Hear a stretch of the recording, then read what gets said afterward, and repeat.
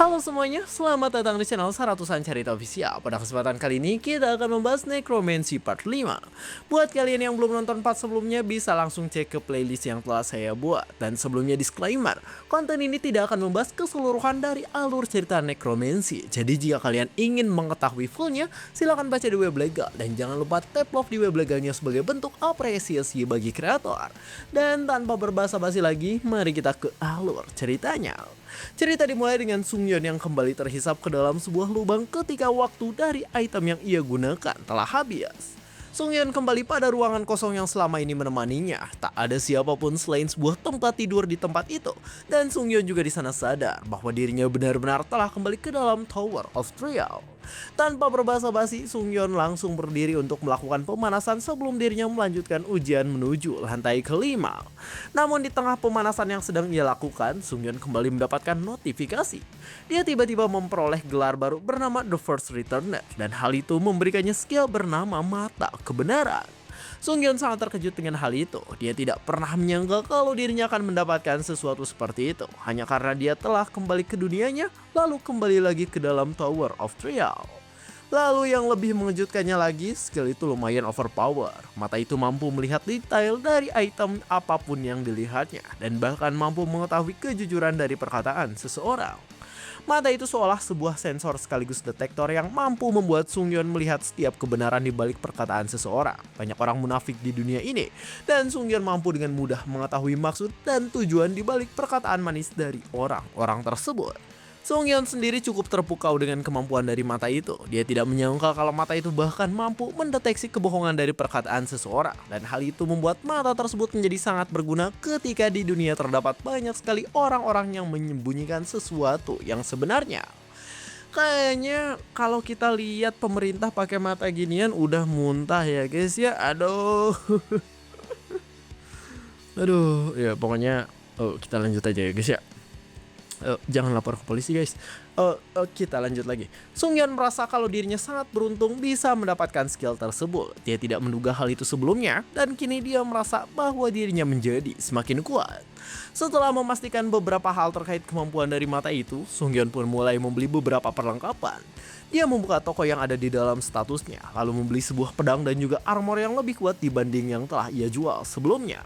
Meski perlengkapan itu terbilang mahal, Sungyeon tidak merasa dirugikan sebab atribut dari perlengkapan itu menurutnya sangat berguna dengan memiliki kemungkinan 10% untuk membekukan lawannya. Tanpa berbasa-basi lagi, Sungyeon langsung meminta untuk melanjutkan ujian ke lantai 5 setelah dirinya memastikan spesifikasi dari perlengkapan yang baru dibelinya. Sistem membuka sebuah portal menuju lokasi ujian, dan Sungyeon di sana langsung masuk ke dalam portal tersebut tanpa memikirkan ujian seperti apa yang akan dihadapinya. Judul dari ujian kelima itu adalah perburuan. Sungyeon diminta untuk mengalahkan bos dari ujian tersebut yang merupakan seekor werewolf.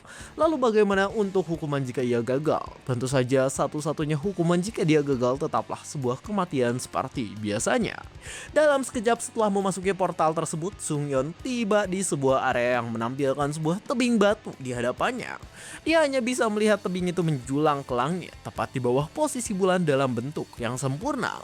Tapi meskipun tempat itu cukup mencekam karena gelapnya malam, Sungyeon sendiri tidak merasa takut akan apapun. Dia sangat percaya pada kemampuannya sendiri, dan hal itu telah dia pastikan dalam pertempurannya melawan Phoenix ketika dirinya berusaha untuk mendapatkan lisensi hunter. Tak lama setelah dia tiba di lokasi ujian itu, banyak sekali serigala berbulu putih yang mulai mengurumuni Sungyeon.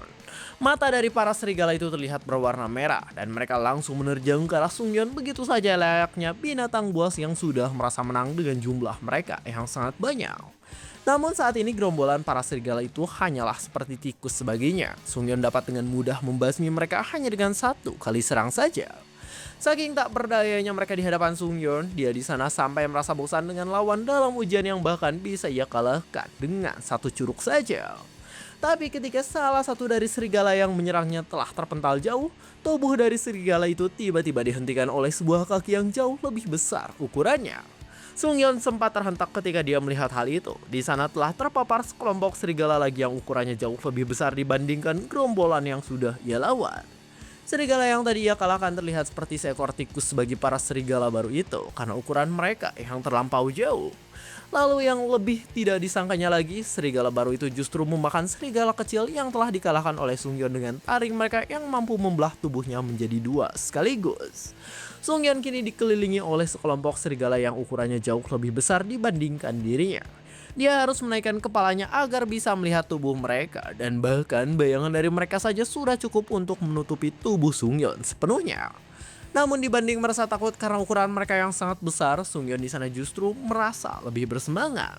Dia kembali merasakan ketegangan dalam Tower of Trial, sama seperti perasaannya ketika pertama kali tiba di tempat itu. Sungyeon kini berada dalam sebuah pertarungan antara hidup dan mati melawan para serigala yang ukurannya jauh lebih besar dibanding dirinya. Tak banyak berkata-kata lagi, para serigala itu pun memulai serangan mereka. Melihat hal itu, Sungyeon segera merespon gerakan dari lawannya. Dia melompat menggunakan sebelah kakinya dan menghindari setiap serangan yang diarahkan pada dirinya. Serigala baru berukuran besar itu masih belum bisa menandinginya. Mereka memang lebih kuat dibandingkan yang sebelumnya. Namun ukuran mereka yang besar justru memudahkan Sungyeon untuk mencincang tubuh mereka. Tak satu pun gerakan yang sia-sia. Sungyeon menebas mereka semua dengan menggunakan senjata miliknya. Bahkan hingga darah dari serigala itu berceceran kemana-mana. Lagi-lagi Sungyeon berhasil mengalahkan mereka dalam sekejap. Dia kembali mendapatkan peningkatan skill setelah dirinya berhasil menghabisi setiap serigala yang mencoba untuk menyerangnya. Namun ternyata masih ada yang tersisa di antara para serigala itu. Mereka mencoba untuk menerkam Sungyeon dari balik punggungnya. Tapi sayangnya Sungyeon telah mengantisipasi hal tersebut.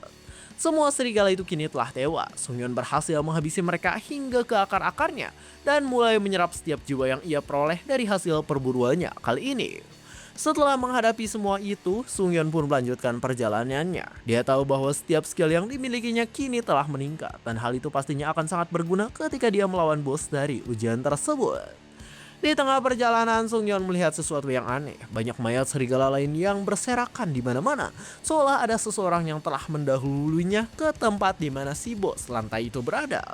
Sungyeon mencoba untuk mendekati salah satu mayat serigala yang tergeletak di tempat itu. Dia melihat setiap luka yang ada pada serigala tersebut, dan di sana ia menyimpulkan kalau luka yang ada pada mayat serigala itu adalah luka dari sebuah tebasan pedang. Sungyeon melihat ke arah bebatuan yang terdapat di dekat mayat yang didatanginya. Dia melihat ada sebuah bekas tebasan pedang di sana, dan dirinya pun mulai mengaktifkan skill baru miliknya yang mampu mendeteksi kebenaran dari apapun yang ia lihat. Dalam jejak itu, Sungyeon diberitahu bahwa terdapat aura di dalamnya. Dia masih belum tahu tentang apa yang dimaksud dengan aura itu, namun dia berpikir kalau itu adalah semacam skill yang dimiliki oleh seseorang. Dengan kemampuannya saat ini, Sungyeon untuk pertama kalinya merasa tidak nyaman. Dia tiba-tiba mendengar auman keras yang berasal dari sebuah gua di dalam tebing besar. Dan di sana dia segera mengambil posisi bertahan untuk menyambut sesuatu yang sedang mendatanginya. Tak lama kemudian, seekor serigala bertubuh besar lainnya tiba-tiba melayang di udara. Dia terhempas dan terpental ke bebatuan seolah memang ada orang yang telah lebih dulu mengalahkannya. Sungyeon yang melihat hal itu juga keheranan. Dia tahu kalau serigala itu adalah bos dari ujian miliknya. Namun dia merasa aneh karena serigala itu justru kini telah tewas padahal dia sama sekali belum menemuinya. Tetapi ketika mayat serigala itu berada di hadapannya, Sungyeon mendapatkan sebuah notifikasi. Sistem memberitahunya bahwa ada seorang penyusup dari dimensi lain yang mengalahkan bos lantai lebih dulu. Syarat kelulusan Sungyeon yang tadinya harus membunuh bos lantai itu seketika berubah menjadi pembasmian pada seorang penyusup dari dimensi lain yang datang ke lokasi ujiannya. Ketika sistem baru saja selesai memberitahunya, ada seseorang dengan tubuh besar yang keluar dari gua. Dia memakai armor di sekujur tubuhnya, dan pedang miliknya diselimuti oleh darah yang mungkin adalah darah dari bos lantai yang telah ia kalahkan. Sungyeon di sana semakin kebingungan. Dia tidak tahu apapun tentang adanya dimensi lain dalam Tower of Trial, dan hal itu membuatnya harus menghadapi sebuah situasi yang tidak pernah ia duga sebelumnya. Sungyeon tahu bahwa orang di hadapannya yang merupakan si penyusup itu bukanlah lawan yang bisa diremehkan. Dia mau tidak mau harus menyingkirkan satu entitas yang dikenal sebagai penyusup itu, karena dia harus bisa lolos dari ujian bagaimanapun caranya. Sungyeon dihadapkan dengan situasi yang sama sekali tidak pernah ia duga sebelumnya. Dia bertemu dengan seseorang yang disebut sebagai penyusup interdimensional dalam ujian yang sedang dijalaninya. Di sisi lain, si penyusup melihat Sung Yeon yang masih belum bergerak dari tempatnya. Dia berpikir kalau mungkin Sung Yeon terlalu takut kepadanya hingga dia tidak bisa menggerakkan tubuhnya. Karena hal itu, si penyusup pun langsung menyerang Sung Yeon. Dia berlari dengan kecepatan penuhnya sambil membawa sebuah pedang besar di sebelah tangannya. Sung Yeon bisa melihat semua pergerakan dari lawannya. Dia dengan cepat langsung mengambil sebuah langkah dengan menendang bangkai bos serigala yang ada di hadapannya. Bangkai itu melayang tepat ke hadapan si penyusup yang sedang melaju dengan kecepatan penuhnya. Dia bisa dengan mudah menebas bangkai serigala itu dalam satu kali ayunan. Namun tentunya Sung Yeon menggunakan hal itu hanya sebagai pengalihan agar dirinya bisa mendapatkan posisi untuk menyerang.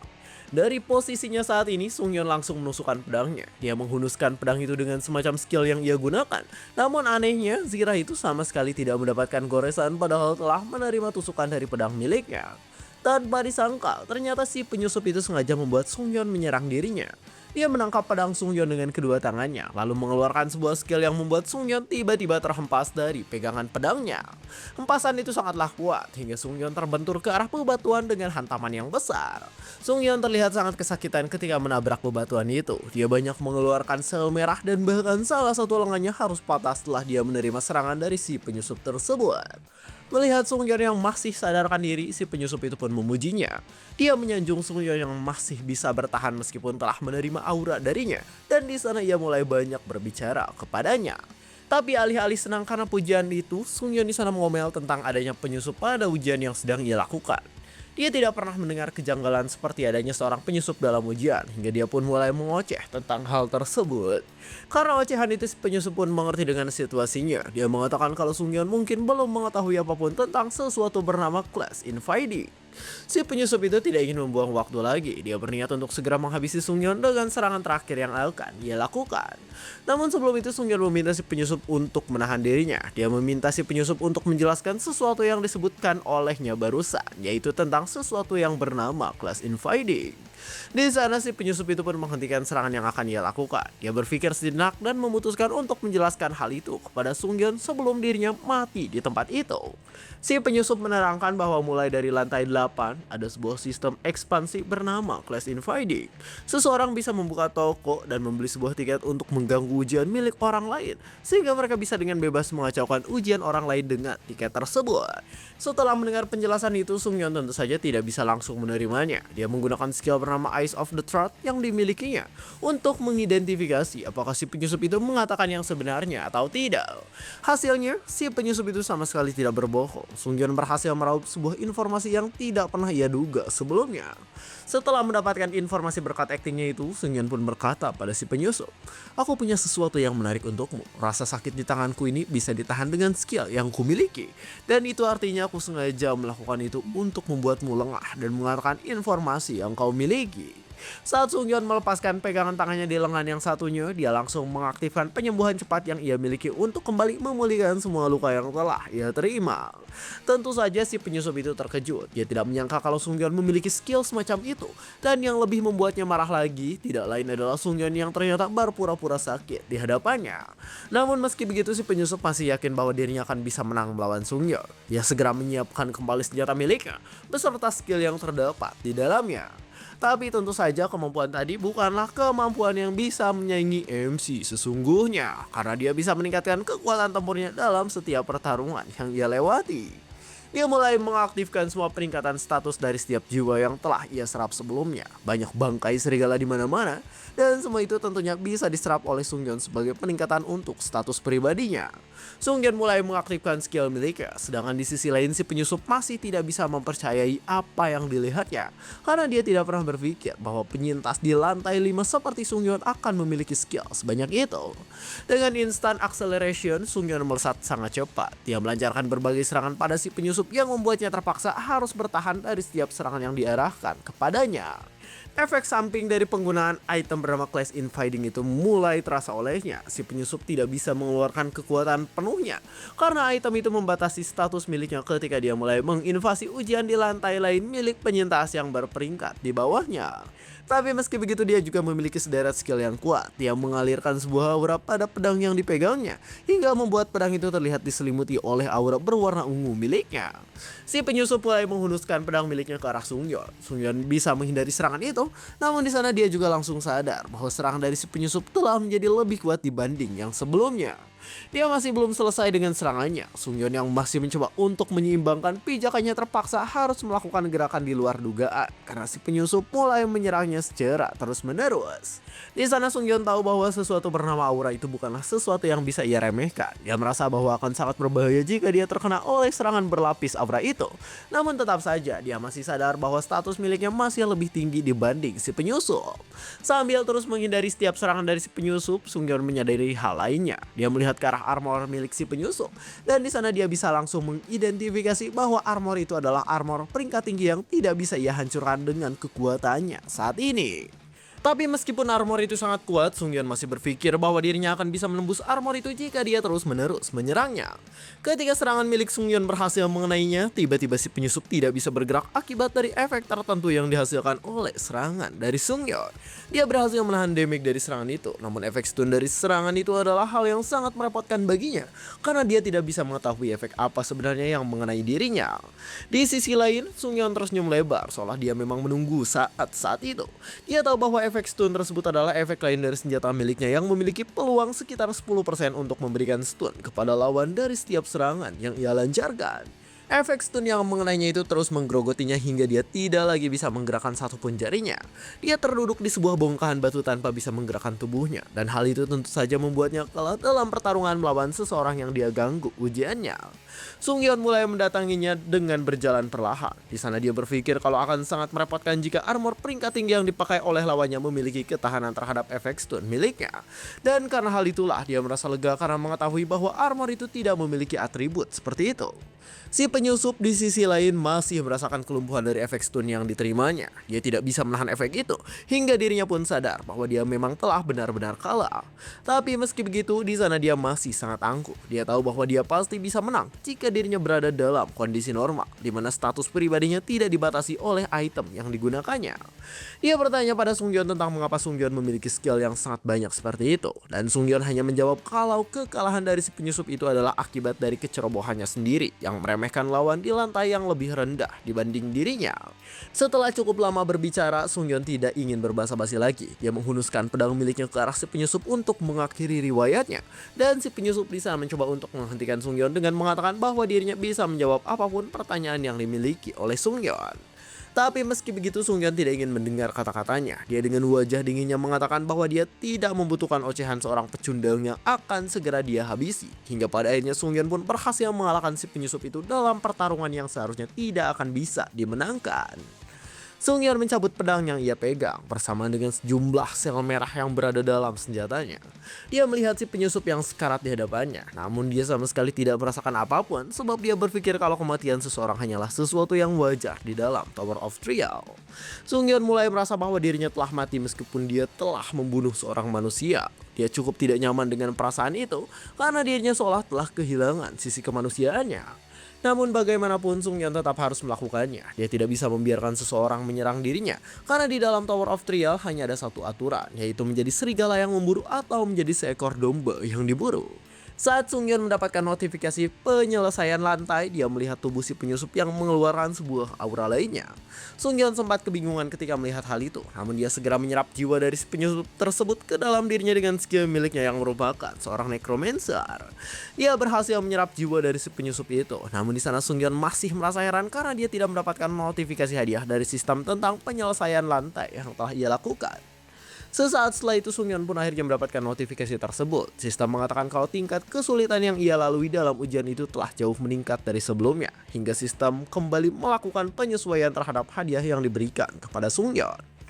Di tengah Sungyeon yang masih memperhatikan notifikasi dari sistem tersebut, dia mendapatkan skill baru serta poin yang lebih banyak lagi sebagai hadiah tambahan setelah mengalahkan seorang penyusup dari dimensi lain yang datang ke dalam ujian miliknya. Singkatnya, hadiah dari penyelesaian ujian itu kini telah diubah. Yang awalnya hadiah dari penyelesaian itu hanya setingkat dengan ujian peringkat C, kini menjadi hadiah yang lebih besar berperingkat A yang diberikan pada Sungyeon. Di sana Sungyeon sangat mengerti. Dia bisa melihat betapa kuatnya si penyusup yang telah ia kalahkan itu, mengingat hadiah yang ia dapatkan sangat jauh melebihi ekspektasinya. Dia tidak pernah menyangka akan hal itu sebelumnya, dan dirinya berhasil kembali ke ruang tunggu dengan setumpuk hadiah yang telah didapatkan, serta pemulihan akan setiap setiap luka yang telah diterima olehnya. Cerita pun bersambung. Sebenarnya si Sungyeon ini awalnya tidak hoki karena harus melawan penyusup yang kuat, tapi pada akhirnya malah lebih hoki lagi ya guys ya, karena dapat hadiah yang lebih besar daripada sebelumnya. Harusnya dapat hadiah rank C, dapat hadiah rank E ya, jelas bakalan bagus gitu hadiahnya. Coba komen di bawah, menurut kalian kira-kira hadiahnya apa? Dan mungkin segitu saja kami dari Saratusan Cerita Official. Jangan lupa like, comment, subscribe, dan share ke teman-temannya. Terima kasih telah menonton sampai akhir dan sampai jumpa di kesempatan berikutnya.